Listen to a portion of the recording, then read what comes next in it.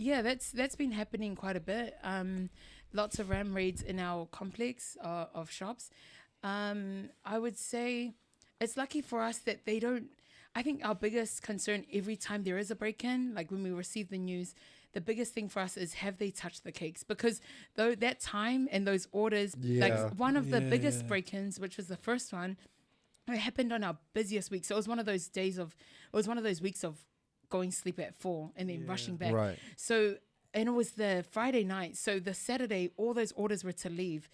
And we had them everywhere in all of our fridges. And I was like, don't tell me you didn't run in, trip over a wire and unplug our fridge, because then those cakes are melting. Yeah.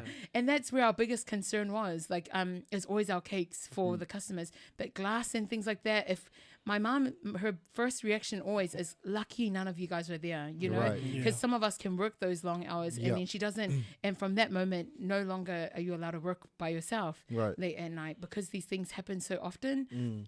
But it is tough, like having that happen all the time. It's just so annoying because they really don't get anything from our Fale De Keke. There's nothing to steal.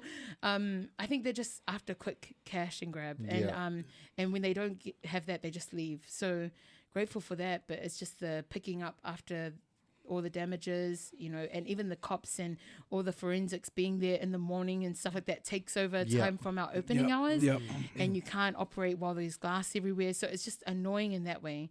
And again, replacing all those things. But I even say, because I have to shout out to all the other businesses in that area, as well as anyone else who's experiencing ram raids, is some of them, like, I think they have this whole idea where they think businesses are balling or business owners are balling.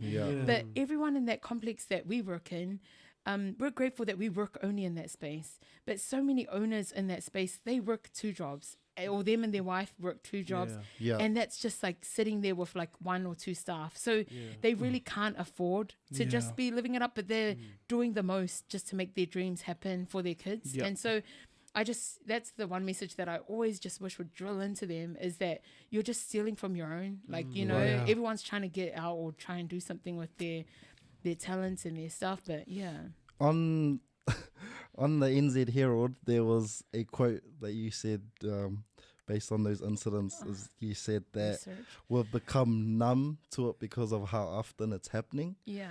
I can't tell you how to feel, but feeling numb because of that, it's actually really sad. Because it's happening so often, and like what you were saying, they don't understand that you also have to fork out money to replace the glass, to replace the broken cash registers, the FPOS machines.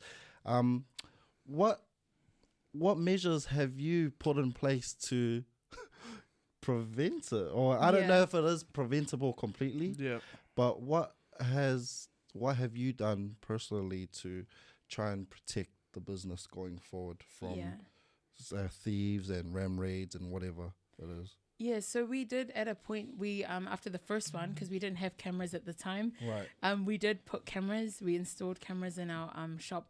But even like with footage, like you can have footage of the kids, they don't wear masks, like they are so ulavale, like they do not care. And at one point they even like stole Snicker bars from the back of the shop, and they like, and then my cousin was like, well, around the same time someone was throwing out all these Snicker bars on the road, and I was like, because a struggle street over here and you're throwing all this stuff out. But that's what we tried, like the cameras, and we've noticed that even with footage, a lot of them are underage, so they just get a slap on the wrist, or they get a, do you want to come and talk to them, like community meeting, and I'm like, no, but we understand, and we are totally understanding. I guess that's why, like, we don't mind to pick up the pieces if it happens, but it's just so annoying that it does happen. And also being like this, especially this current year, like it's been hard for many businesses. Like a lot of them are like closing down, shutting down.